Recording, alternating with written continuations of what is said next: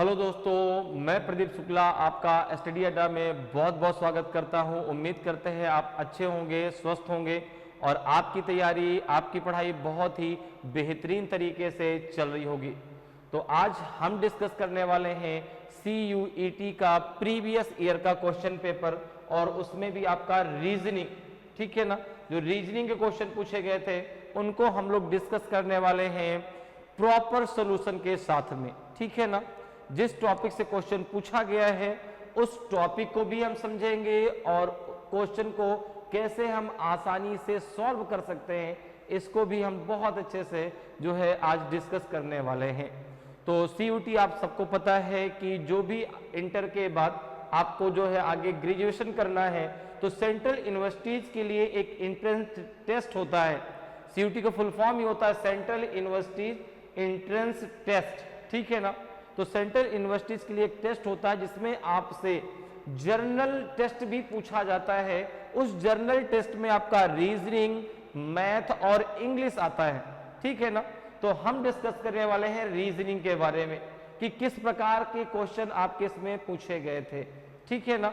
और आगे जो आपका पेपर होगा, आपको पता है कि भाई मई में पेपर होने वाला है, ठीक है ना। शायद 21 से 31 मई का डेट है उसमें, ठीक है। जो आपको अभी आपका जो एग्जाम उसमें फॉर्म फिलअप किया जा रहा है उसमें जो डेट है वो आपकी 21 से 31 मई की डेट दी गई है। तो इसी प्रकार से क्वेश्चन आगे भी एग्जाम जो होगा उसमें पूछे जाएंगे। तो चलिए स्टार्ट करते हैं बिना किसी देरी के। और हम लोग जो डिस्कशन करने वाले हैं ना, मैंने आपको शुरुआत बताया पूरा प्रॉपर डिस्कशन, जिस भी चैप्टर से क्वेश्चन पूछा गया चैप्टर को पहले हम समझेंगे और फिर हम क्वेश्चन को सॉल्व करेंगे, ठीक है ना। तो चलिए स्टार्ट करते हैं। तो अब देखिए पहला क्वेश्चन आपके सामने है। सबसे पहले क्वेश्चन को एक बार रीड कर लेते हैं, ठीक है ना। रीजनिंग एग्जाम में क्यों आती है, सबसे पहला क्वेश्चन एक दिमाग में बात आती है, सर रीजनिंग क्या है, ठीक है ना। भाई जो लोग नए हैं, जो लोग अब नए ही हैं सारे लोग, क्योंकि इंटर के बाद उनको आगे बढ़ना है, तो अभी तक आपने हो सकता है रीजनिंग ना पढ़ी हो या पढ़ी भी हो तो एक होता है ना कि हमको अभी तक उसकी इतनी जरूरत नहीं थी तो हमने बहुत ज्यादा उसमें फोकस नहीं किया। तो रीजनिंग जो है वो बहुत आसान सब्जेक्ट कह सकते हैं, सब्जेक्ट कहना तो सही नहीं है क्योंकि रीजनिंग कोई सब्जेक्ट है ही नहीं। रीजनिंग केवल एक थिंकिंग है, जो आप थिंक करते हैं, जो आप सोचते हैं, ठीक है ना। तो रीजनिंग एग्जाम में आती क्यों है, रीजनिंग इसीलिए आती है कि आपका IQ लेवल टेस्ट हो सके, आप कितना जल्दी किसी चीज को सोच पाते हैं, कर पाते हैं। जैसे अब देखिए इस क्वेश्चन को जरा पढ़ते हैं। क्वेश्चन कह रहा है कि if QUO CUIHEER means boy is good. Second B में दिया है LAIQUO MEA means Meena is fair. तीसरा दिया है कि RUO LEV MEA means all are fair. फिर चौथा दिया गया है SIHAICUI means dog was good. Then which of the following words stand for boy. आप बताना कि बॉय के लिए कोड क्या होगा, QUO होगा, CUI होगा कि HEER होगा कि LAI होगा। तो ये जो क्वेश्चन है ये आपसे पूछा गया है कोडिंग डिकोडिंग से, ठीक है ना। कोडिंग डिकोडिंग में जो हम पढ़ते हैं तुलना के आधार पे, ठीक है ना, कंपैरिजन के आधार पे जो है शब्दों की कोडिंग करना, वहां से क्वेश्चन पूछा गया है, ठीक है ना। या कहीं कहीं आपको चाइनीज लैंग्वेज भी लिखा मिल जाता है कि भाई चाइनीज लैंग्वेज पे आधारित जो आपके कोडिंग डिकोडिंग में क्वेश्चन होते हैं उनको कैसे हम सॉल्व कर सकते हैं। तो अब इनको सॉल्व करने का तरीका क्या है, कंपैरिजन के आधार पे, तुलना के आधार पे शब्दों की कोडिंग निकालना। तो अब देखो इनके आपको मीनिंग से कोई लेना देना नहीं है, ग्रामेटिकली ये सही है गलत है ये कुछ नहीं आपको सोचना है। आपको यहां पर चाहिए बॉय का कोड। किसका कोड चाहिए, बॉय का कोड। तो कैसे आप करेंगे जरा उसको समझिए। अब देखिए आपको सबसे पहला काम करना क्या है, इन सारे इक्वेशन 1 2 3 4 इक्वेशन आपको दिए गए हैं, ठीक है ना। तो पहले को ए को पहला इक्वेशन, बी को दूसरा, सी को तीसरा और डी को हम चौथा मान लेंगे। अब दो कंडीशन है। पहली कंडीशन की बॉय या तो कहीं कॉमन हो, मतलब जैसे यहां पर देखें आप तो केवल पहले में ए में बॉय आया है, बॉय इज गुड, बाकी कहीं भी बॉय नहीं आया। तो या तो बॉय दो जगह कॉमन हो, या फिर बॉय जिसके साथ, जिस इक्वेशन के साथ आया है उसमें वह सिंगल बचे, बाकी सबके सब वहां से हट जाए। जैसे देखिए पहला दिया गया है आपको क्यू यू ओ, पहले इसको इस प्रकार से लिख लेते हैं फिर समझते हैं। Q U O comma C U I comma H double E R, इसका मीन्स क्या है? Boy is good, boy is good, boy is good. ठीक है, एक बात समझिएगा, तीन आपके इधर वर्ड है, तीन इसके कोड है, ये कोड है, ये वर्ड है, लेकिन इस बात को आपको याद रखना है कि क्रम के आधार पर आपको उसका कोड निर्धारित नहीं करना। जैसे यहां पर बॉय फर्स्ट पे आया है तो आप ये नहीं कह सकते कि बॉय का कोड क्यू यू ओ होगा, तो कभी भी जो है सीक्वेंस के आधार पे इसमें कोड निर्धारित नहीं किया जाता। दूसरा देखिए क्या दिया गया है, R U O comma L E V comma M E A, इसका मीन्स क्या है? इसका मीन्स है मीना इज फेयर, इसका मीन्स है मीना इज फेयर। ओके, तीसरा दिया गया है आर यू ओ कॉमा, तीसरा दिया गया है आपका, अच्छा एक मिनट जरूर रुकिए, थोड़ा हम लोगों ने गलत लिख दिया, ये यहाँ पे नहीं है, यहाँ पे कुछ और है, बी में कुछ और दिया गया है, ये है L A I comma Q U O comma M E A है, ये है। तीसरे में है R U O comma L E V comma M E A, इसका मीन्स है all are fair, all are fair. Okay, चौथा दिया गया है S I comma H A I comma C U I, इसका मीन्स दिया गया है आपको डॉग वॉज गुड। क्या दिया गया है? Dog was good. ओके, अब जरा देखो, अब यहां पर इसको करना कैसे है? तो सबसे पहली बात, सीक्वेंस के आधार पे कोड निर्धारित नहीं होता। आप ये मत सोचिए कि बॉय यहां फर्स्ट आया तो उसका कोड क्यू यू ओ हो जाएगा। दूसरा ये है कि या तो बॉय वहां पर सिंगल बचे उस लाइन में, या तो कहीं और भी कॉमन होता तो डायरेक्ट उसको हम कट कर देते। तो यहां पे बॉय और कहीं नहीं आया। अब इसके साथ में इज और गुड है। क्या है? इज और गुड। अगर इज और गुड जो है यहां से कट हो जाए तो हम यहां पर बॉय का कोड आसानी से निकाल सकते हैं। तो अब कैसे कट करेंगे? तो यहां पे कट करना है तुलना करके, कंपैरिजन करके। जैसे अगर आप इसको पहला इक्वेशन, ये दूसरा, ये तीसरा और ये है आपका चौथा, ठीक है ना। सबसे पहले हमने कंपैरिजन किया पहले और दूसरे का।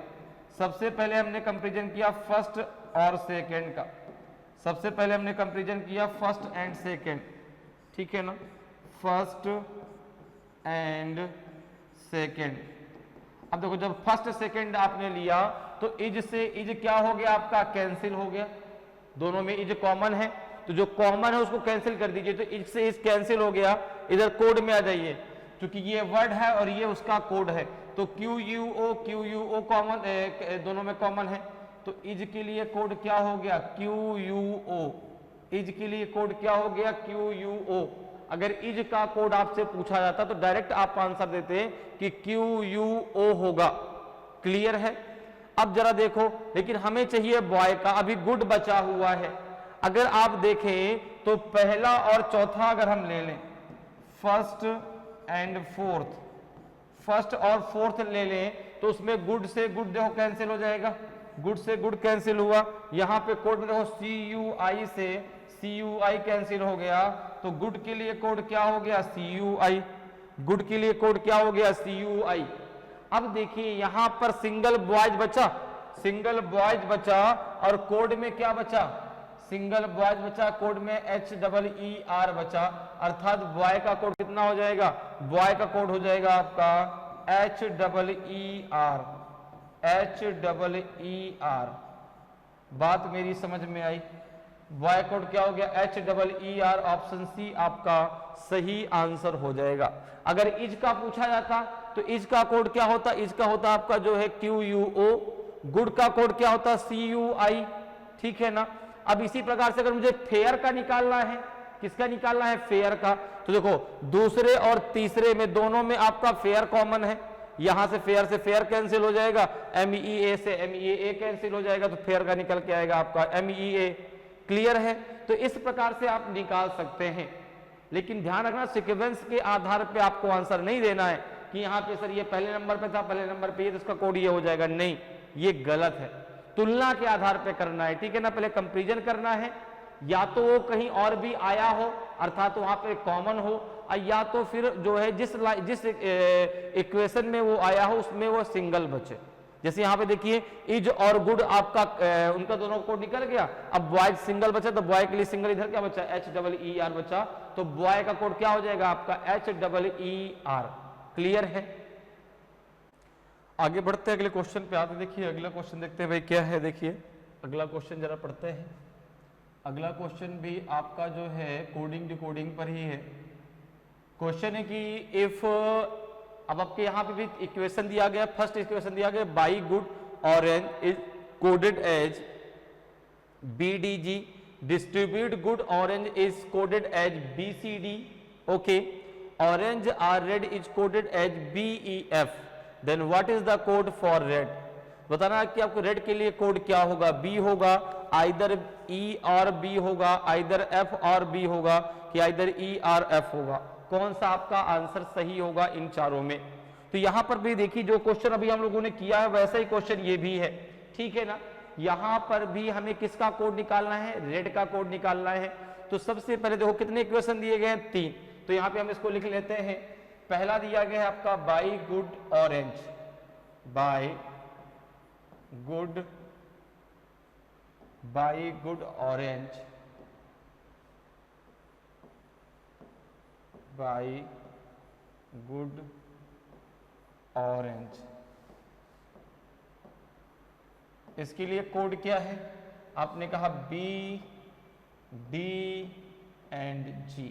क्लियर, 3 वर्ड हैं, 3 आपके कोड हैं, लेकिन आपको पता है कि भाई सीक्वेंस के आधार पे आंसर नहीं देना कि हाँ यहाँ पर पहले बाई आया तो बाई कोड B हो जाएगा और गुड का कोड D हो जाएगा, ऑरेंज का G हो जाएगा, नहीं, ऐसे नहीं, ठीक है ना, तुलना के आधार पे देना है, ठीक है। दूसरा क्या कह रहा है, डिस्ट्रीब्यूट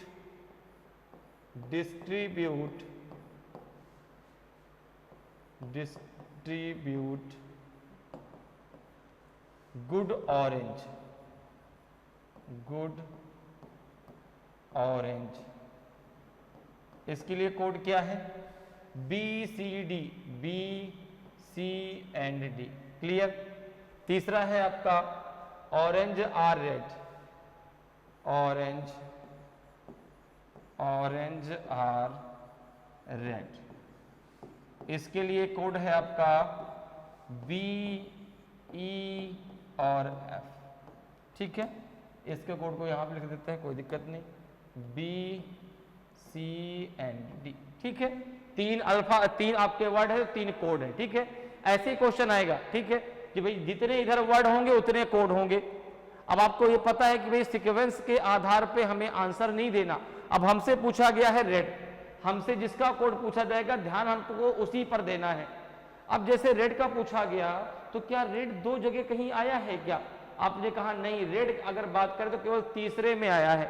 अगर हम इसको मान लें इक्वेशन नंबर फर्स्ट, इसको फर्स्ट मान लें, ठीक है ना, इसको सेकंड मान लें और इसको इक्वेशन नंबर थर्ड मान लें, तो केवल थर्ड में है आपका रेड, केवल थर्ड में आपका रेड आया है। अब एक चीज सोचिए, जब थर्ड में रेड आया है तो रेड के साथ क्या क्या है, एक ऑरेंज है और एक आर है। अगर इन दोनों का कोड हमें मिल जाए, अगर इन दोनों का कोड हमें मिल जाए तो रेड अकेला बचेगा और रेड का कोड हम आसानी से निकाल सकते हैं। तो जरा देखो भाई, क्या यहां पर ऑरेंज और आर कहीं कॉमन है क्या?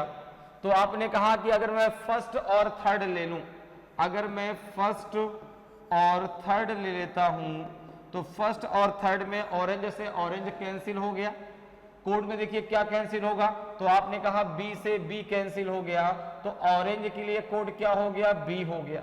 ऑरेंज के लिए कोड क्या हो गया? बी हो गया। अब जरा देखो, यहां पे आर बचा है, यहां पे रेड बचा है, ठीक है ना। ऑरेंज आपका सेकंड में भी आया है, तो ऑरेंज के लिए कोड क्या हो जाएगा? बी हो जाएगा। ऑरेंज के लिए कोड क्या हो जाएगा? बी हो जाएगा। अब रेड के साथ में आपका आर है, लेकिन आर तो अब कहीं आया ही नहीं, ना पहले में कहीं आर आया, ना कहीं दूसरे में कहीं आर आया। तो अब यहां पर कोड कैसे निकलेगा? अब देखो, आर और रेड दोनों हैं, दो आपके कोड हैं, एक ई और एक एफ। तो हम यहां पर कहेंगे कि रेड का कोड क्या हो जाएगा? रेड का कोड या तो ई होगा, आइदर ई और एफ, या तो आपका ई होगा या क्या होगा? एफ होगा। आप क्लियर नहीं बता सकते कौन सा कोड होगा। इसी प्रकार से अगर आपसे आर का पूछा जाता है ना, तो आर का भी कोड क्या आता है? या तो ई या तो एफ, ठीक है ना। लेकिन हाँ, ऑरेंज का देखो क्लियर हो गया कि उसका कोड बी ही होगा, ठीक है। अब चूंकि आर कहीं भी और कॉमन नहीं है, तो भैया हम सीक्वेंस रैंक के आधार पे नहीं यहाँ पे कोड निर्धारित होता, या तो वो उसका कोड एकदम कंफर्म हो जाए। तो अब यहाँ पे आर और रेड दोनों कॉमन है, दो देखो कोड कॉमन है, ई और एफ। तो आपके रेड का कोड भी क्या होगा? आइदर ई और एफ। अगर आपसे पूछा जाता कि आर का कोड क्या होगा, तो आर का भी होगा कि आइदर ई और एफ, या तो ई या तो एफ। क्लियर है? समझ में आ रहा है कि अगर ऐसे क्वेश्चन अब आगे आपसे पूछे जाएंगे तो आप आसानी से सॉल्व कर सकते हैं। बहुत आसान है, बस एक बार समझने की बात है। अगर आप सही से समझ गए तो आपसे क्वेश्चन जब पूछा जाएगा तो आप आसानी से आंसर दे सकते हैं। इसलिए मैंने शुरुआत में कहा रीजनिंग बहुत आसान है। रीजनिंग को इसलिए तो सब्जेक्ट नहीं कहते ना, भाई अगर सब्जेक्ट होता तो शुरुआत से पढ़ाया जाता। ये केवल एक लॉजिक है, केवल एक थिंकिंग है, लेकिन वो थिंक भी आपको सही तरीके से करना है ताकि सही आंसर आप दे सकें, सही चीज को आप चूज कर सकें। भाई 4 ऑप्शन है, आपको चूज करना है कौन सा सबसे सही है। तो देखो आंसर क्या जाएगा? आइदर ई और एफ, या तो ई या तो एफ। तो आंसर आपका डी आपका सही आंसर हो जाएगा, ठीक है ना। क्योंकि बी तो किसका कोड है? आपका ऑरेंज का है। ए बी सी तीनों गलत है, तो आंसर कौन सा हो जाएगा? आपका डी बिल्कुल सही आंसर होगा। क्लियर है? चलो आगे बढ़ते हैं, अगले क्वेश्चन पर आते हैं। अगला क्वेश्चन देखिए भाई क्या है। अगला क्वेश्चन जो है मैथमेटिकल ऑपरेशन से पूछा गया है। किस टॉपिक से पूछा गया है? रीजनिंग में मैथमेटिकल ऑपरेशन, ठीक है ना। देखिए क्वेश्चन कह रहा है कि if multiply means division, minus means multiply, division means plus and plus means minus, then 3 minus 15 divided 11 bracket close into 8 plus 6 equals to what. यदि गुणे का अर्थ भाग है, माइनस का अर्थ गुणा है, भाग का अर्थ प्लस है और प्लस का अर्थ माइनस है, तो बताना 3 माइनस 15 भागे 11 गुणे 8 प्लस 6 की वैल्यू क्या होगी। तो अब ये जो क्वेश्चन आपसे पूछा गया है, ये पूछा गया है किससे? मैथमेटिकल ऑपरेशन टॉपिक से। मैथमेटिकल ऑपरेशन के क्वेश्चनों को सॉल्व करते हैं हम लोग बॉडमॉस के द्वारा। किसके द्वारा? बॉडमॉस के द्वारा, ठीक है ना। आपको यहां पे रूल लगाना होता है बॉडमॉस, BODMAS।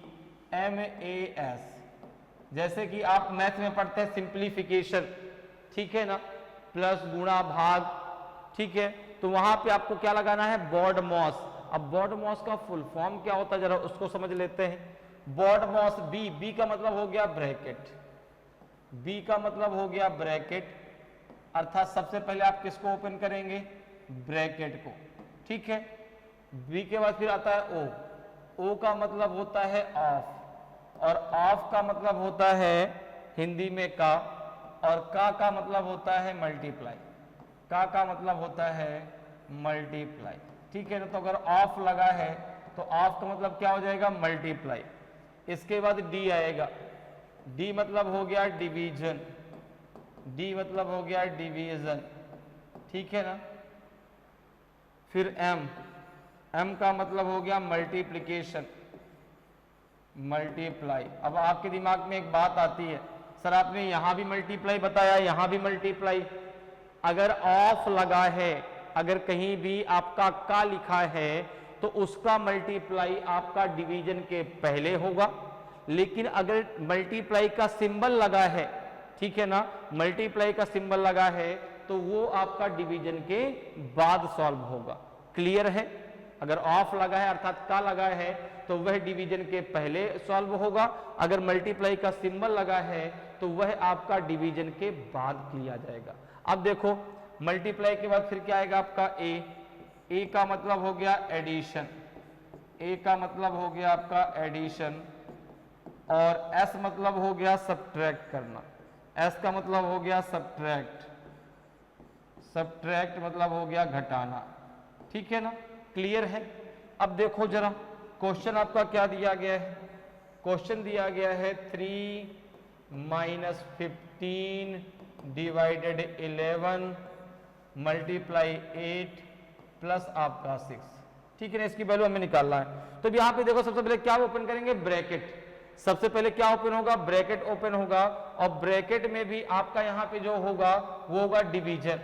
अब आपको पता है कि भाई 15 11 से डिवाइड तो होगा नहीं, तो ये हो जाएगा आपका 11 कैसे मल्टीप्लाई कर दो, हो जाएगा 33 माइनस 15 अपॉन हो जाएगा 11, ठीक है ना, मल्टीप्लाई 8 प्लस का हो जाएगा 6।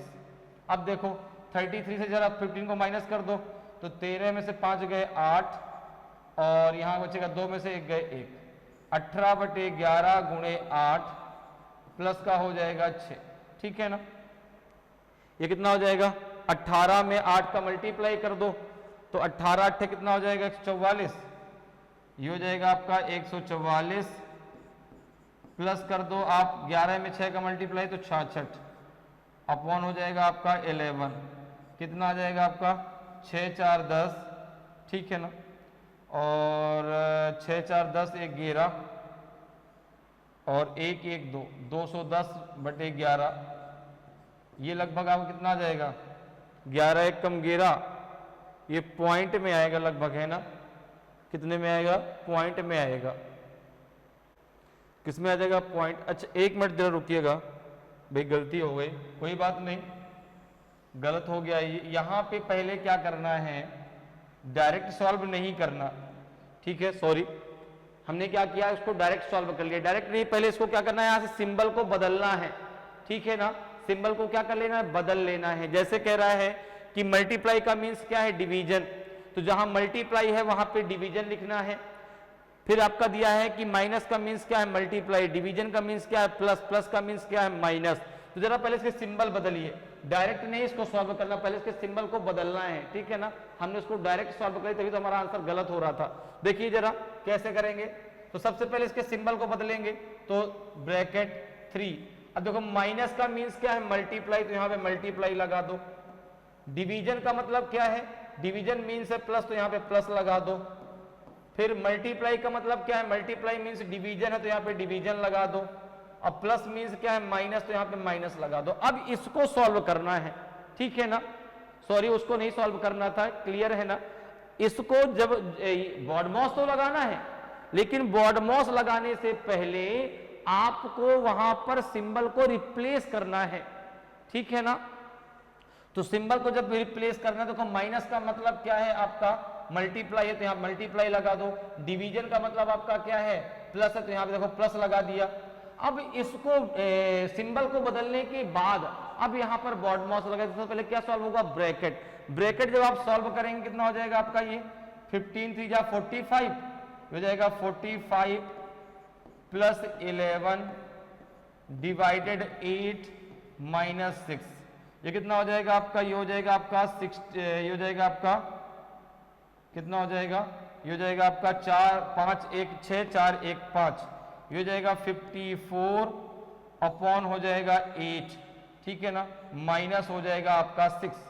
अब देखो आप इसको चाहो तो 2 से मल्टीप्लाई कर दो, कितना हो जाएगा आपका, ये हो जाएगा आपका जो है कितना हो जाएगा, 2 से कर दें, 27 दूना 54 और 2 चौको 8, ये कितना हो जाएगा आपका, ये हो जाएगा आपका जो है 27, और ये हो जाएगा 6 चौको 24 बटा हो जाएगा आपका 4, ठीक है।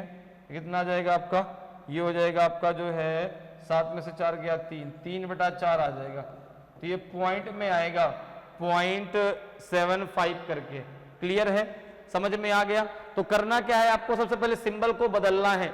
जैसे माइनस का मतलब क्या था, माइनस मीन्स मल्टीप्लाई, तो यहाँ मल्टीप्लाई लगा दिया। डिवीजन का मतलब क्या था, डिवीजन का मतलब है आपका जो है प्लस, तो यहाँ पे हमने प्लस लगा दिया। तो कितना हो जाएगा 15 3 जा 45, 45 11 कितना हो जाएगा 54, 5 1, ओहो सब गड़बड़ देखो आज हो रहा है। एक बार जब गड़बड़ हो जाती है ना चीज तो सारा का सारा फिर गड़बड़ ही होता चला जाता है। फिर तो गड़बड़ कर दिया यहाँ पे हम लोगों ने।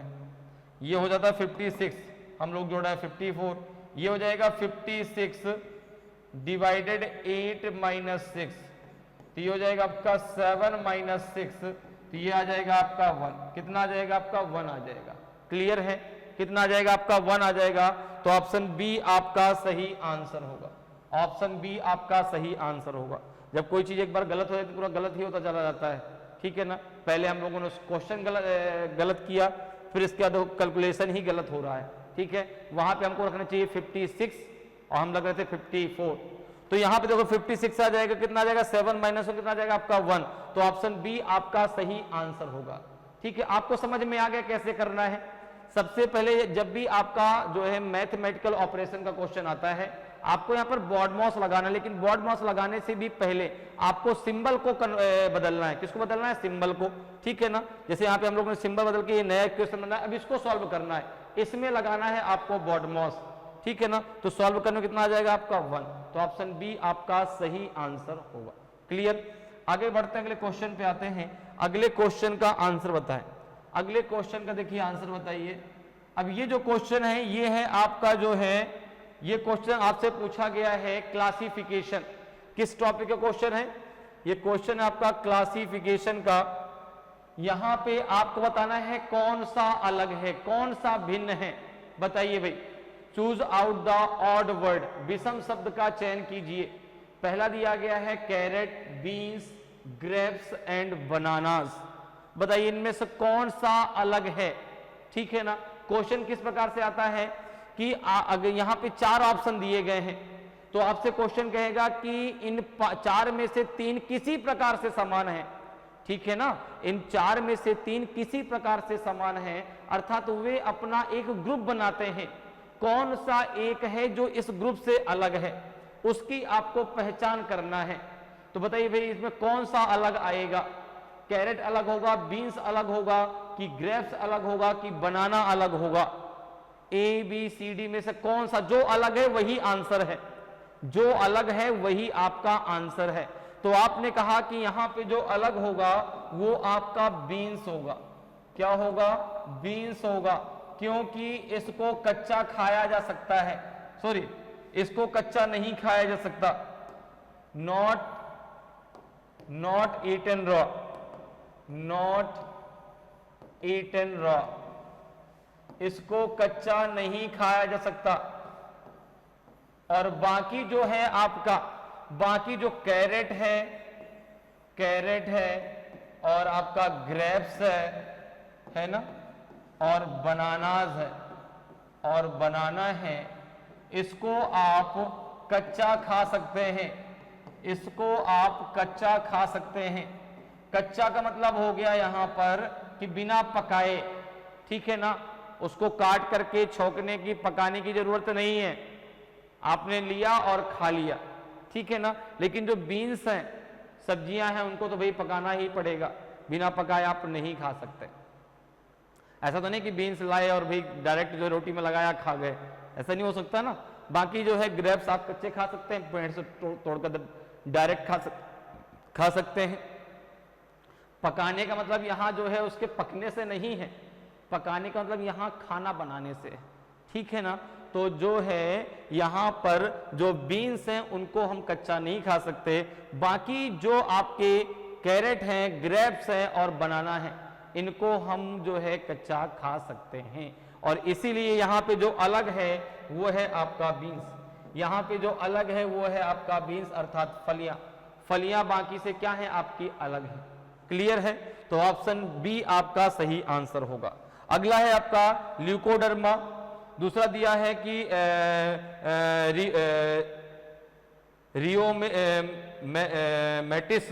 रियोमेटिस्म, ओके, डाइसेनेस्ट्री और दिया है डायबिट्स।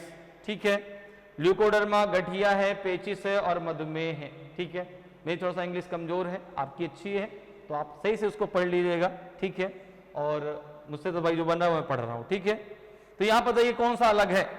ल्यूकोडर्मा अलग है कि रियोमेटिस्म अलग है, जिसे हम गठिया कहते हैं। ठीक है ना, कि डाइसेनेस्ट्री अर्थात पेचिस अलग है, कि डायबिट्स अर्थात मधुमेह अलग है। कौन सा इन चारों में अलग है? कौन से तीन ऐसे हैं जो अपना एक ग्रुप बनाते हैं लेकिन उस ग्रुप में वो नहीं आता? क्लियर है? ठीक है ना, तो जब भी क्वेश्चन आपसे क्लासिफिकेशन से पूछा जाता है तो जो आपको ऑप्शन दिए जाते हैं, ठीक है ना, तो जैसे अगर 5 दिए जाएंगे तो उसमें लिखा होगा कि 4 किसी न किसी प्रकार से अपना एक समूह बनाते हैं, और अगर ऑप्शन आपके जो है 4 होंगे तो 3 किसी न किसी प्रकार से अपना एक जो है ग्रुप बनाते हैं। आपको ऑड उसमें से बताना है कौन सा अलग है। तो यहां पे जो अलग होगा वो होगा आपका जो है डी, मधुमेह अलग है। यह एक वंशानुगत रोग होता है।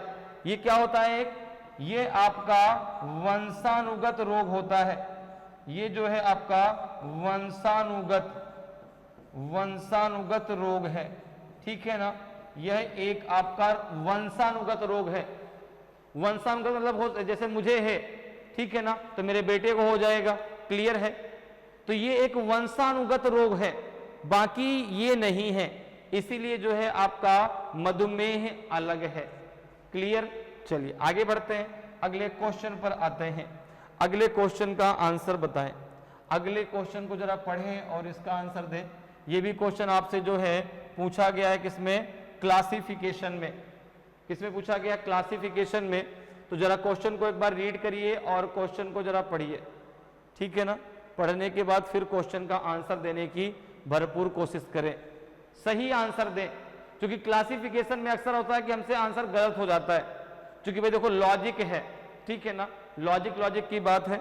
दूसरा शब्दों का ज्ञान, ठीक है ना, क्लासिफिकेशन हो गया, एनालॉजी हो गया। ठीक है, ये 2 ऐसे टॉपिक होते हैं रीजनिंग में जिसमें आपको शब्दों का ज्ञान भी होना चाहिए, तभी आप सही आंसर निकाल सकते हैं। ठीक है, तो थोड़ा बहुत लॉजिक, थोड़ा बहुत शब्दों का ज्ञान। अब जैसे देखो कह रहा है silver, zinc, gold and iron. अब बताओ इनमें से कौन सा अलग है? गोल्ड अलग है कि सिल्वर अलग है कि आयरन अलग है कि आपका जिंक अलग है? कौन सा यहां पर इनमें से भिन्न है? बताएं भाई, कौन सा आपका सही आंसर होगा? तो यहां पे जो है वो आपका आयरन होगा। क्या होगा? आयरन। क्योंकि देखो आयरन में क्या होता है? रस्ट होता है। रस्ट लग जाता है, नहीं होता? लग जाता है। जंग लग जाता है, ठीक है ना, एटमॉस्फियर रस्ट लग जाती है उसमें। ठीक है, वायुमंडल के कारण उसमें जंग लग जाती है, बाकी किसी में जंग नहीं लगती। चाहे सिल्वर हो, चाहे जिंक हो, चाहे गोल्ड हो, इनमें एटमॉस्फियर के कारण जंग नहीं लगती। जबकि आप देखते हैं कि जो आपका आयरन होता था, जो लोहा है, उसमें एटमॉस्फियर की वजह से जंग लग जाती है, और इसीलिए डी आपका अलग है। ठीक है ना, इसलिए आयरन इन तीनों से क्या है? अलग है। ये तीनों इसीलिए अपना एक ग्रुप बनाते हैं कि इन तीनों में जो है एटमॉस्फियर की वजह से जंग नहीं लगती। ठीक है ना, और आपके जो आयरन है, आयरन में एटमॉस्फियर की वजह से जंग लग जाती है, और इसीलिए जो आपका आयरन है वो इन तीनों से अलग होगा। क्लियर? तो ऑप्शन डी इसमें सही आंसर होगा। अगला जरा देखिए, अगला कह रहा है कि ring, bracelet, ornament and bangle, अर्थात जो है अंगूठी, कंगन, आभूषण और चूड़ी, कौन सा इसमें से डिफरेंट है? कौन सा इनमें अलग है? कौन से 3 हैं जो अपना एक समूह बनाते हैं लेकिन चौथा इस समूह में नहीं आता? बताइए भाई, रिंग अलग है कि ब्रेसलेट अलग है कि ऑर्नामेंट अलग है कि बैंगल अलग है? कौन सा आपका सही आंसर होगा। तो आपने कहा यहां पे देखो, अगर हम बात करें तो जो आपका रिंग है, रिंग, ब्रेसलेट, ठीक है ना, ब्रेसलेट, और जो है आपका बैंगल, बैंगल, ये जो आपके ऑर्नामेंट के ही तो पार्ट हैं, अर्थात ये सब आभूषण ही तो होते हैं, ठीक है ना। चूड़ी पहन लिया आपने, रिंग पहन लिया आपने, ब्रेसलेट पहन लिया, उसने कहा भाई बहुत आभूषण पहने हुए हो, तो ये सब किसके पार्ट हैं? ये सब जो है आपके ऑर्नामेंट के पार्ट हैं, उसके भाग हैं, ठीक है ना। जैसे तो उसके अंडर में काम करने वाले हैं, ठीक है, तो ये ऑर्नामेंट के अंतर्गत आते हैं, इसलिए जो है यहाँ पे ऑप्शन सी आपका सही आंसर होगा। ये तीनों से अलग है, क्योंकि बाकी तो भाई भाई हैं, ठीक है ना। बैंगल, बैंगल, ब्रेसलेट और रिंग, ये सभी आभूषण के अंतर्गत आते हैं, ठीक है ना। आभूषण इन्हीं को बोला जाता है, इनसे मिलकर के आभूषण बनता है, कह सकते हैं। इसलिए आंसर जो है आपका हो जाएगा ऑप्शन सी। क्लियर। आगे बढ़ते हैं, अगले क्वेश्चन पे आते हैं। अगला क्वेश्चन देखिए भाई क्या है, अगला क्वेश्चन जरा देखते हैं भाई क्या है। अगला क्वेश्चन जरा देखें, तो यहां पे देखिए अगला क्वेश्चन भी आपका जो है ऑड वर्ड आपको चूज करना है, कौन सा आपका अलग है। यहां पे दिया गया है लॉजिकल, कॉग्नेट, स्पूरियस एंड इफिशियस, अर्थात प्रभावशाली। लॉजिकल, कॉग्नेट, नकली और प्रभावशाली, इनमें से कौन सा अलग है बताइए। दूसरा है आपका जो है कर्ड, अर्थात दही, बटर, मक्खन, ऑयल, तेल, चीज, पनीर। तो ये दो क्वेश्चन है, दोनों का आंसर बताइए भाई, कौन सा आपका सही आंसर होगा। पहले में कौन सा होगा? लॉजिकल, कॉग्नेट, स्पूरियस एंड एफिकेसियस में कौन सा अलग होगा, और कर्ड, बटर, ऑयल और चीज, इनमें से कौन सा अलग होगा। यहां पर देखिए जो आपका छठवां है उसमें बताइए भाई कौन सा होगा। तो देखें जरा, तो यहां पर देखो चाहे लॉजिकल हो, लॉजिकल, ठीक है ना, कॉग्नेट और आपका एफिकेसियस, एफिकेसियस, कैसियस, ये तीनों जो है सिनोनिम्स हैं। ये तीनों क्या हैं? सिनोनिम्स हैं। ये तीनों आपके जो है सिनोनिम्स हैं, ठीक है ना, अर्थात ये तीनों का अर्थ एक ही है, लेकिन जो सी है यह इनसे अलग है, इसीलिए आंसर क्या हो जाएगा आपका? सी जो है बिल्कुल सही आंसर होगा। क्लियर है। बाकी ये तीनों क्या है? सिनोनिम्स है। अगला देखो कह रहा है कर्ड, बटर, ऑयल एंड चीज, इसमें से कौन सा होगा? तो इसमें आपने कहा भाई ये तो बहुत सिंपल, इसमें तो ऑयल हो जाएगा। क्या हो जाएगा? ऑयल, क्योंकि चाहे आपका दही हो चाहे मक्खन हो, ठीक है ना भाई, दही हो गया, कर्ड, बटर हो गया, और जो है आपका क्या? चीज, ये तीनों आपके मिल्क से बनते हैं। किससे बनते हैं? मिल्क से। क्लियर है। तो इसलिए जो है ये तीनों आपस में एक अपना ग्रुप बनाते हैं, लेकिन ये जो है ऑयल इनसे अलग है। तो ऑप्शन क्या हो जाएगा इसमें? सी आपका सही आंसर होगा। क्लियर। आगे बढ़ते हैं, अगले क्वेश्चन पे चलते हैं भाई। अगले क्वेश्चन को रीड करते हैं और रीड करके जरा इसका आंसर देते हैं, ठीक है। क्वेश्चन देखिए कह रहा है कि in the following sequence how many threes are there which are preceded by 7 but not followed by 9। निम्नलिखित क्रम में ऐसे कितने तीन हैं जिनके पहले 7 हैं लेकिन बाद में 9 नहीं है। अब ये जो क्वेश्चन आपसे पूछा गया है, ये आपको इस जो सीरीज दी गई है नंबर्स की, इसके आधार पे आपको इसका आंसर बताना है। तो सबसे पहले यहां पर जो है आपको कंडीशन बनानी है।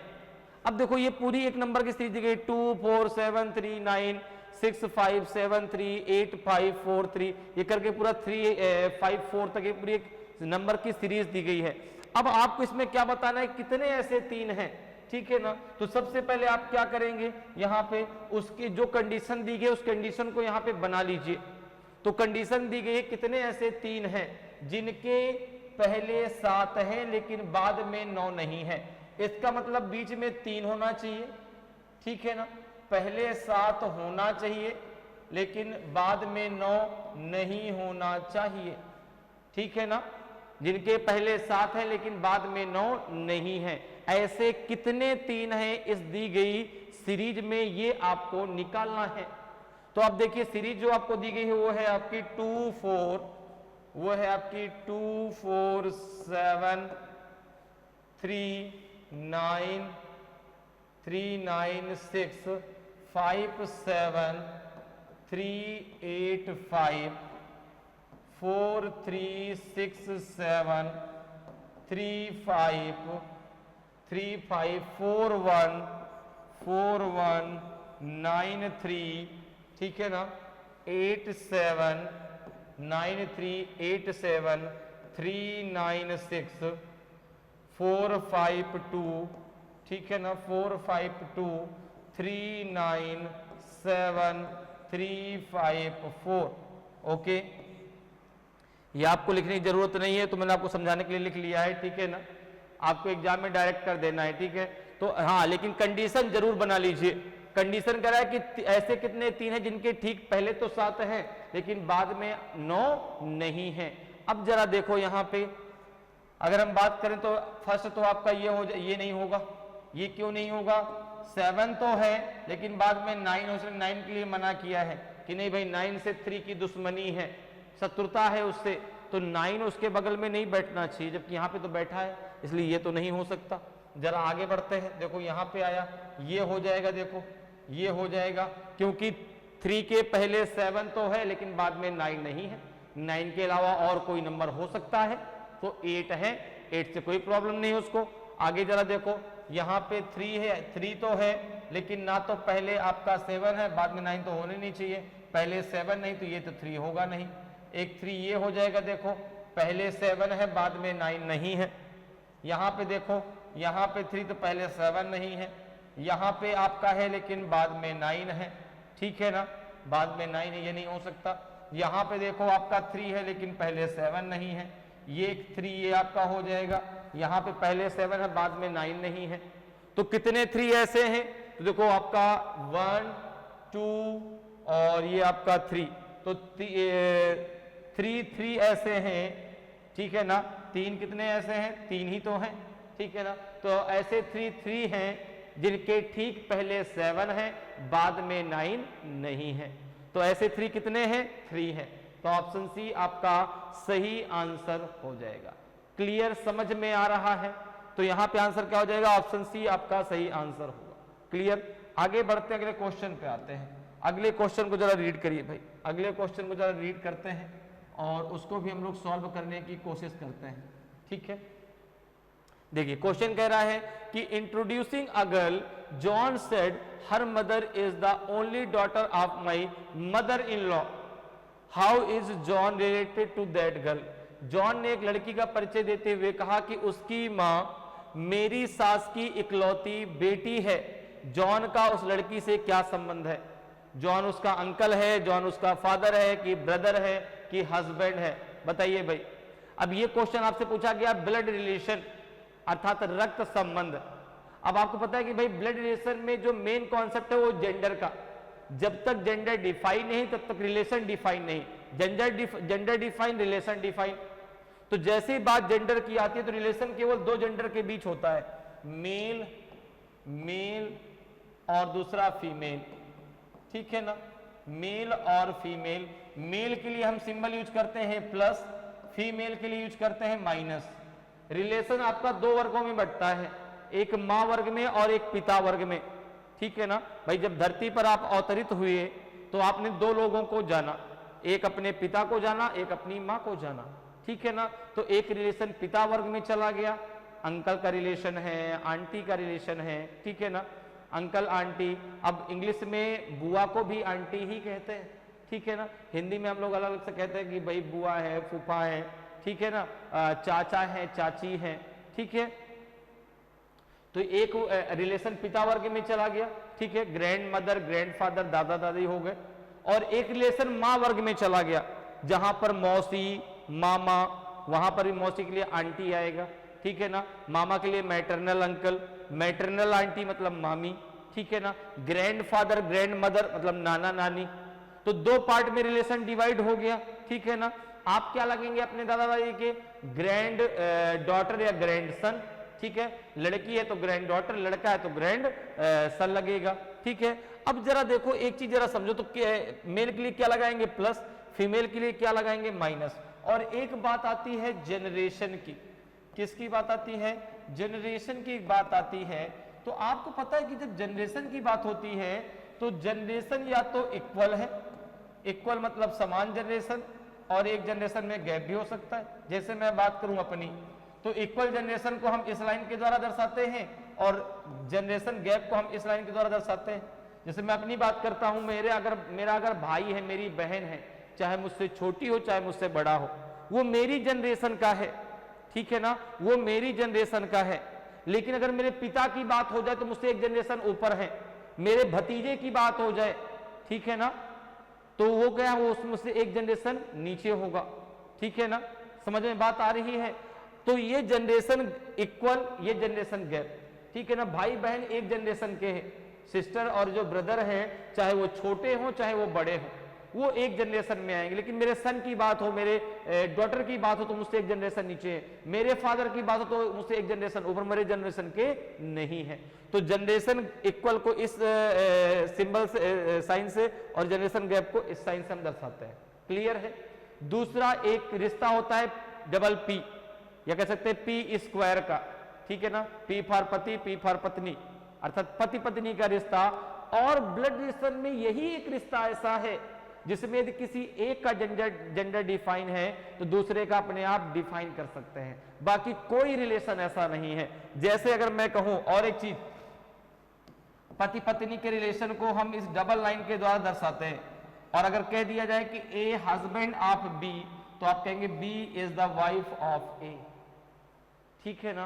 तो यही एकमात्र ऐसा रिश्ता है जिसमें यदि किसी एक का जेंडर डिफाइन है तो दूसरे का जेंडर आप अपने आप डिफाइन कर सकते हैं, ठीक है ना। बाकी कोई भी ऐसा रिलेशन नहीं है। अब जरा आ जाइए अपने क्वेश्चन पे, इतनी बातें क्लियर। अब जरा आते हैं क्वेश्चन पे और क्वेश्चन को जरा सॉल्व करते हैं। तो सबसे पहले हम बनाते हैं इसका डायग्राम। कैसे बनेगा जरा वो समझिए। जॉन ने एक लड़की का परिचय देते हुए कहा। एक चीज और, अगर आप क्वेश्चन को पढ़ के आंसर दे सकते हैं तो डायग्राम बनाने की कोई जरूरत नहीं है, लेकिन अगर क्वेश्चन पढ़ करके आंसर नहीं आ रहा तो डायग्राम बना के आंसर दीजिए। जैसे यहां पे देखो कह रहा है जॉन ने एक लड़की का, आप देखो ये हो गए भैया जॉन, ठीक है ना, ये हो गए कौन, ये हो गए आपके जॉन। जॉन परिचय किसका करा रहे हैं? जॉन परिचय करा रहे हैं एक लड़की का, ठीक है ना। जॉन परिचय करा रहे हैं एक लड़की का। क्या कह रहे हैं? उसकी माँ, माँ मतलब भाई एक जनरेशन ऊपर, उसकी माँ, तो ये हो गई उसकी माँ, मेरी सास की इकलौती बेटी है। जो इस लड़की की सामने का जो ये लड़की है, इसकी जो माँ है वह मेरे सास की इकलौती बेटी। अब देखो जॉन की सास कौन हुई? मदर इन लॉ, तो मदर इन लॉ मतलब माँ के समान, ठीक है ना। तो ये है आपके जॉन की mother in law, mother in law नहीं मदर इन लॉ, ठीक है ना, mother in law, mother in law, okay, ठीक है। तो ये जो है ये जॉन की मदर इन लॉ है, और मदर इन लॉ की ये जो है ना, ये इकलौती बेटी है, यह ओनली डॉटर है, यह इसकी इकलौती बेटी है, अर्थात ओनली डॉटर है। तो एक चीज बताओ कि जब ये इसकी ये जो है जॉन के मदर इन लॉ की इकलौती बेटी है, तो जॉन और ये दोनों आपस में क्या हो गए? पति पत्नी, अर्थात पी स्क्वायर, पी हो गए, ठीक है ना, पति पत्नी हो गए, पति पत्नी। समझ में आया कैसे? भाई यही तो कह रहा है कि इस लड़की की तरफ इशारा करते हुए कहता है कि इसकी माँ, किसकी? इस लड़की की माँ, ठीक है ना। Introducing a girl, John said her mother is the only daughter of my mother in law. तो एक चीज बताइए कि जॉन की मदर इन लॉ की ओनली डॉटर कौन होगी? तो उसकी जो सास है उसकी बेटी ही तो है। अब इकलौती बेटी है तो इकलौता दामाद भी है, तो जॉन ही तो इसका पति है। तो जॉन जब इसका पति है और ये जो है ये इसकी माँ है, ये जो है ये इसकी क्या है, ये जो है इसकी माँ है, मदर है। तो फिर ये क्या हो जाएगा, जॉन इस लड़की का क्या हो जाएगा, फादर। जॉन इस लड़की का क्या हो जाएगा, फादर हो जाएगा। तो जॉन का उस लड़की से क्या संबंध है, जॉन उस लड़की का पिता है, जॉन उस लड़की का क्या है, पिता है। क्लियर, समझ में आया भाई। यही तो उसने कहा कि जो है उस लड़की की माँ मेरे सास की इकलौती से। मैं अगर बात करूं, अगर कभी क्वेश्चन आपसे नहीं बन रहा, कोई समस्या नहीं, आप अपने आप को वहां पर रख के देखिए।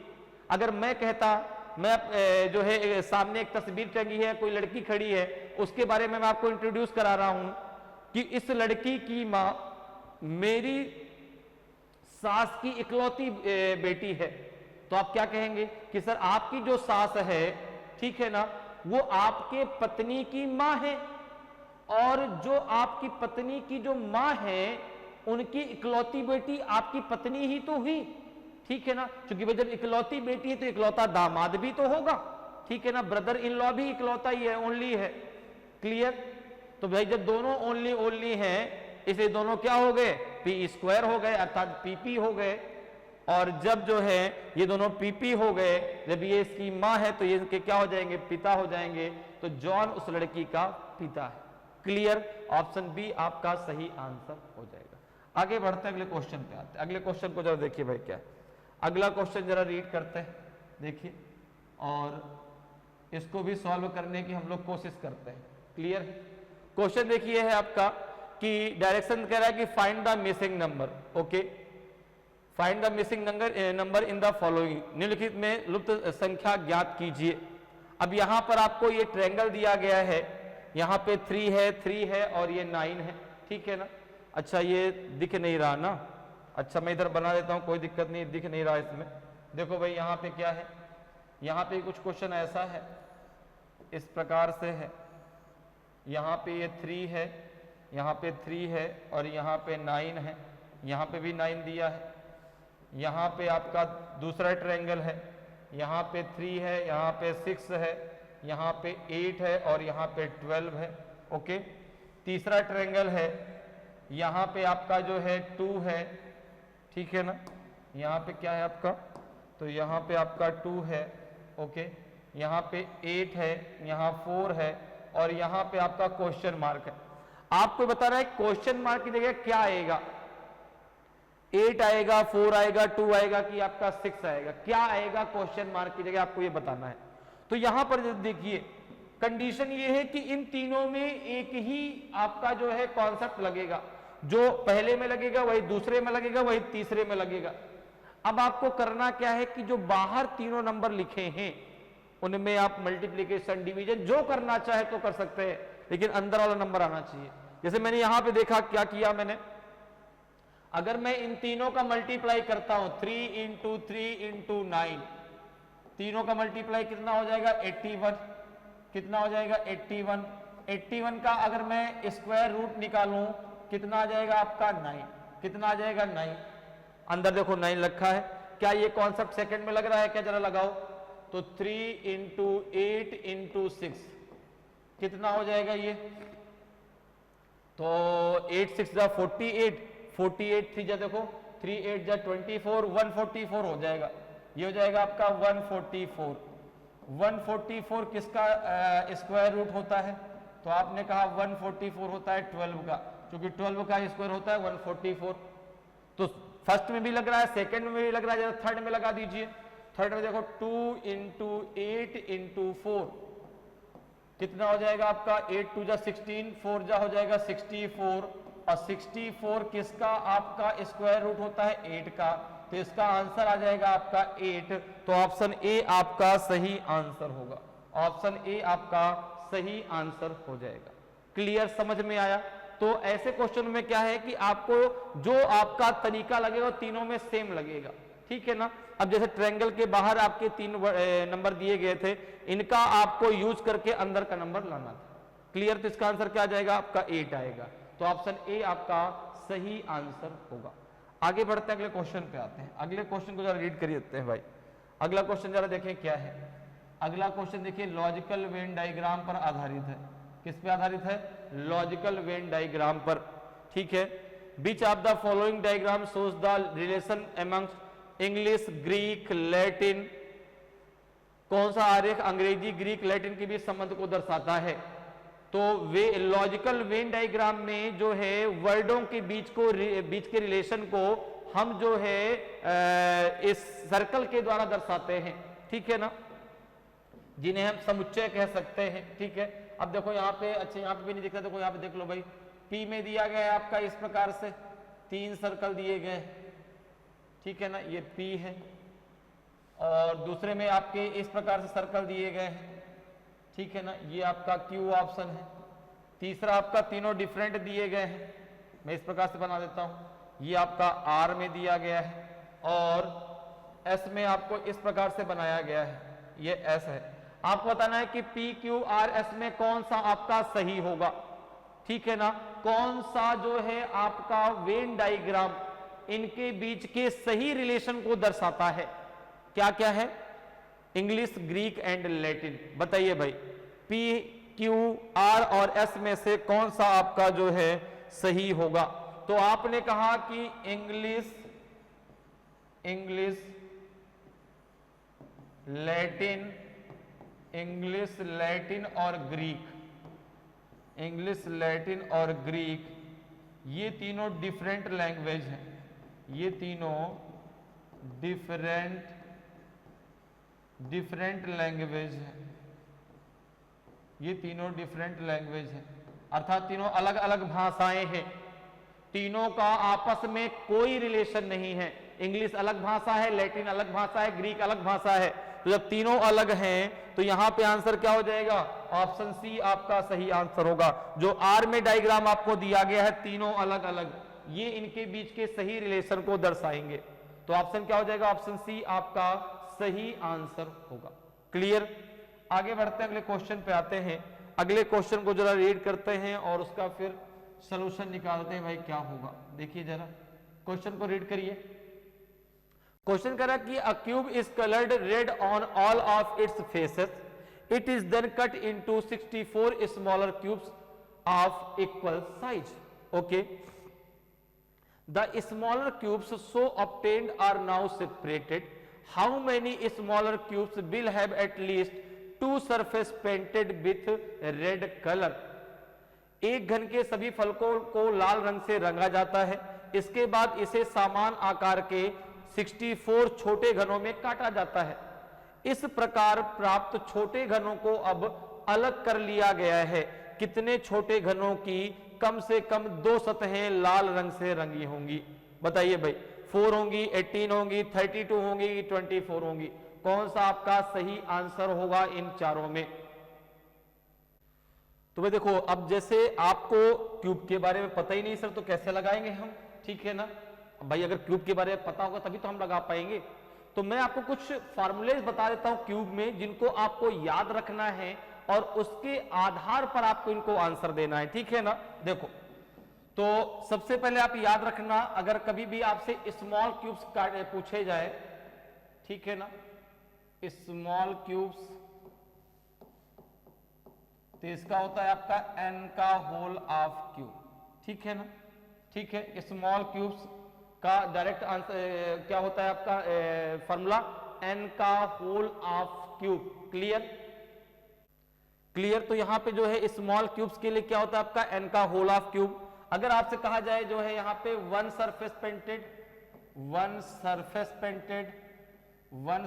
पेंटेड, तो इसके लिए आपका डायरेक्ट फॉर्मूला होता है n-2 का होल ऑफ स्क्वायर इंटू 6।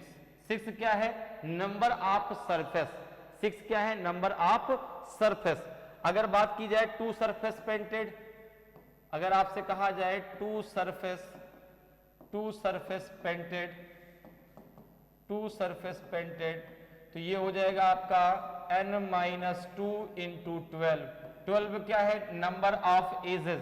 भाई एक जो क्यूब होता है उसमें आपकी 6 सतहें अर्थात 6 सरफेस, ठीक है ना, 12 एजेस एंड 8 कॉर्नर्स होते हैं।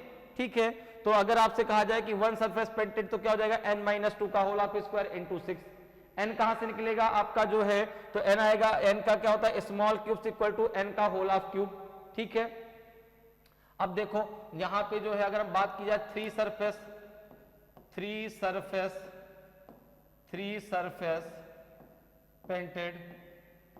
सरफेस पेंटेड, तो ये आ जाएगा जो है आपका, ये हो जाएगा आपका, इस यहां का आंसर हो जाएगा आपका 8, क्योंकि जो आपकी तीन सतह जो आपकी रंगीन दिखाई पड़ेंगी वो आपको हमेशा कॉर्नर पे दिखाई पड़ेंगी। ठीक है ना, कहां पे दिखाई पड़ेंगी, कॉर्नर पे, और कितने कॉर्नर होते हैं आपके 8, तो इसका आंसर क्या हो जाएगा आपका डायरेक्ट 8 हो जाएगा। क्लियर है। और देखो अगर यहां से पूछा जाए आपसे कि no surface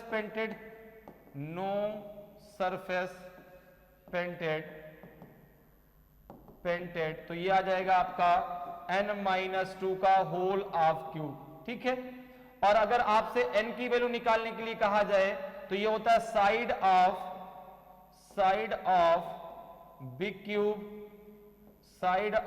big cube upon side of small cube. ठीक है ना, साइड ऑफ स्मॉल क्यूब। ठीक है, इतना अगर आपने क्लियर कर लिया, ठीक है, इतने फार्मूला अगर याद रखे तो इससे बाहर आपसे क्यूब में नहीं पूछा जाएगा। बस इन्हीं सारे फार्मूले पे क्यूब पूरा आपका जो है डिपेंड है। अब जरा देखो यहां पे अगर देखें तो क्या दिया गया है आपको जो है पहले से स्मॉल क्यूब्स की संख्या दी गई है, आपको पहले से स्मॉल क्यूब्स की संख्या दी गई है 64। तो आपने कहा कि भाई n का होल ऑफ क्यूब बराबर दिया गया है 64, तो n बराबर आ जाएगा आपका 4। क्या आ जाएगा, n बराबर हो जाएगा आपका 4। अब कह रहे हैं कि एटलीस्ट 2 सरफेस पेंटेड, हमको निकालना है कि एटलीस्ट 2 सरफेस पेंटेड।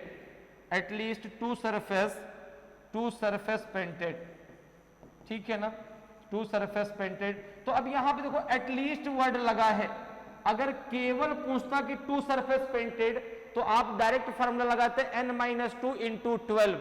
ठीक है ना, अब यहां पे एटलीस्ट कम से कम 2 सतह रंगीन, तो भाई जैसे आपने कहा कि आपके पास एक एग्जांपल के थ्रू इसको समझो, एक सामने आपके पास कुछ बॉल्स हैं जो कुछ जो है जिसमें कुछ आपकी एक सतह रंगीन है, ठीक है ना, कुछ आपकी 2 सतह रंगीन है, कुछ आपकी 3 सतह रंगीन है। अब आपसे मैं कहूं कि कम से कम जिनकी 2 सतह रंगीन हो उन बॉल्स को जरा उठा के ले आओ, तो आप कहेंगे कि भाई जो एक सतह रंगीन होगी उसको तो हम बिल्कुल किनारे कर देंगे, तुम हटो, कम से कम 2 बोला है। अब कम से कम 2 में कौन कौन सा आएगा, एक तो 2 वाला आएगा और एक 3 वाला आएगा, क्योंकि जिसकी 3 सतह रंगीन है तो एटलीस्ट 2 सरफेस पेंटेड वो भी तो आएगा। तो यहां पर जब हम बात करेंगे एटलीस्ट 2 सरफेस पेंटेड में, तो क्या हो जाएगा, देखो कौन कौन सा फार्मूला प्रयोग करेंगे। यहां पे 2 सरफेस पेंटेड, यहां पे आएगा आपका 2 surface painted plus 3 surface painted. इस समझ में आ रहा है क्यों 3 का करेंगे भाई, 1 को क्यों नहीं लेंगे, क्योंकि उसने कहा कि कम से कम 2 सतह उसकी रंगीन होनी चाहिए। तो भाई जिसकी 3 है उसकी कम से कम 2 है ना, एक वाली में तो कोई वही नहीं 2 होने का। ठीक है ना, तो एटलीस्ट जब वर्ड लग जाएगा तो यहां पे 2 surface painted plus 3 surface painted. अच्छा अगर यहीं पे एटलीस्ट 1 सरफेस पेंटेड होता तो 1 2 3 ये तीनों ऐड होते। अब जरा देख लो 2 सरफेस पेंटेड के लिए फॉर्मूला क्या होता है, आपने कहा n-2 इंटू 12 होता है, प्लस आपका यहां पे 8 हो जाएगा, क्योंकि 3 सरफेस पेंटेड में आपका 8 आ जाएगा। अब देखो n की वैल्यू आपको पता कितनी है 4, तो 4-2 इंटू 12 प्लस ये हो जाएगा आपका 8, तो ये हो जाएगा 24 प्लस 8, तो ये आ जाएगा आपका जो है कितना 32। कितना आ जाएगा 32। तो यहां पे आंसर क्या आ जाएगा, ऑप्शन सी आपका सही आंसर होगा, ऑप्शन सी आपका सही आंसर हो जाएगा। तो क्यूब में आप इतने फार्मूले भर क्लियर कर लीजिए, इससे बाहर क्यूब आपसे नहीं पूछा जाएगा। नहीं पूछा जाएगा मतलब नहीं पूछा जाएगा। क्लियर है, इतने बस आपको जो है फार्मूले याद रखने हैं। क्लियर, तो इसका आंसर क्या हो जाएगा आपका सी ऑप्शन बिल्कुल सही आंसर होगा। क्लियर, आगे बढ़ते हैं, अगले क्वेश्चन पे आते हैं। अगले क्वेश्चन को जरा रीड करें और इसका जरा आंसर देने की भरपूर कोशिश करिए। बिल्कुल। अब देखिए जो क्वेश्चन आपसे पूछा गया है, पूछा गया किससे? एनालॉजी टेस्ट से, जिसे हम हिंदी में बोलते हैं सादृश्यता परीक्षण। बताइए भाई, क्वेश्चन कह रहा है कि चाइल्ड का रिलेशन किससे है? फादर से। उसी प्रकार से बुक का रिलेशन किससे होगा? तो पहला जो दिया गया उसमें रिलेशन आपको ढूंढना है, फिर जो उनके बीच रिलेशन आपको समझ में आएगा, जो आप निकालेंगे, सेम वही रिलेशन आपको इधर लगाना है। तो बच्चे का रिलेशन पिता से, किताब का रिलेशन किससे होगा? ऑथर से, पब्लिशर से, एडिटर से कि लाइब्रेरी से? बताइए भाई, बहुत ही आसान सा क्वेश्चन है। बताएं भाई कौन सा आपका सही आंसर होगा? चाइल्ड का रिलेशन जो है फादर से है, तो बुक का रिलेशन किससे होगा? तो देखिए ये तो भाई बहुत सिंपल सा है। देखिए जिस प्रकार से चाइल्ड, अब चाइल्ड का रिलेशन फादर से, तो भाई फादर के द्वारा जो है, फादर का जो है एक हिस्सा है चाइल्ड, ठीक है ना। तो उसी प्रकार से जो है कह सकते हैं कि जो बुक है, बुक किसका हिस्सा है? बुक किसके द्वारा राइट होती है? लेखक के द्वारा। तो बुक का रिलेशन किससे हो जाएगा? बुक का रिलेशन हो जाएगा ऑथर से। किससे हो जाएगा आपका? ऑथर से। तो यहाँ पे जो आंसर है वो आपका ए आपका बिल्कुल सही आंसर होगा, ठीक है। जिस प्रकार से चाइल्ड फादर का एक पार्ट है, उसी प्रकार से बुक जो है लेखक का एक पार्ट है, ठीक है ना। बुक लेखक के द्वारा तैयार की जाती है, लेखक के द्वारा राइट की जाती है। तो ऑप्शन ए आपका सही आंसर होगा। दूसरा देखिए, पैरियाटीथ ट्रेकोमा किससे रिलेटेड होगा? आई से कि स्किन से कि लंग्स से कि ईयर से? तो जिस प्रकार से पैरियाटीथ की एक डिजीज है, ठीक है ना, पैरिया जो है, जो बीमारी है वो टीथ में होती है, तो ट्रेकोमा किस में होता है? आंख में। किस में होता है? आंख में। ऑप्शन ए आपका सही आंसर होगा। क्लियर है? जिस प्रकार से पैरिया दांत में होता है, उस प्रकार से ट्रेकोमा आंख में होता है। तो ऑप्शन यहां पर भी क्या हो जाएगा आपका? ए जो है बिल्कुल सही आंसर होगा। क्लियर? ये बहुत आसान होते हैं। यहां पे आपको रिलेशन देखना है, जो रिलेशन इसमें आएगा, जैसे चाइल्ड का जो रिलेशन फादर से था वही बुक का इधर होगा, जो रिलेशन पैरिया का टीथ से था वही ट्रेकोमा का इधर से होगा, ठीक है ना। तो आपको रिलेशन दोनों तरफ बराबर होने चाहिए, ठीक है ना, दोनों पलड़े बराबर आपको रखने हैं। तो यहां पे आंसर क्या हो जाएगा? यहां पे ऑप्शन ए आपका, यहां पर भी ऑप्शन ए आपका सही आंसर होगा। तो इस प्रकार से आप बहुत आसानी से जो है क्वेश्चनों को सॉल्व कर सकते हैं। उम्मीद करते हैं कि आज क्लास आपको बहुत अच्छे से समझ में आई होगी। अगर आज की क्लास आपको अच्छी लगी हो, आज का वीडियो आपको अच्छा लगा हो और अभी तक आपने वीडियो को लाइक नहीं किया, तो वीडियो को लाइक जरूर करें। अगर आप नए हैं और अभी तक आपने चैनल को सब्सक्राइब नहीं किया, तो चैनल को सब्सक्राइब जरूर कर लें, ताकि आपको क्लास की जानकारी समय समय पर मिलती रहे और आपकी तैयारी बेहतरीन तरीके से चलती रहे। तो आज इतना ही, फिर मिलेंगे। जय हिंद, जय भारत।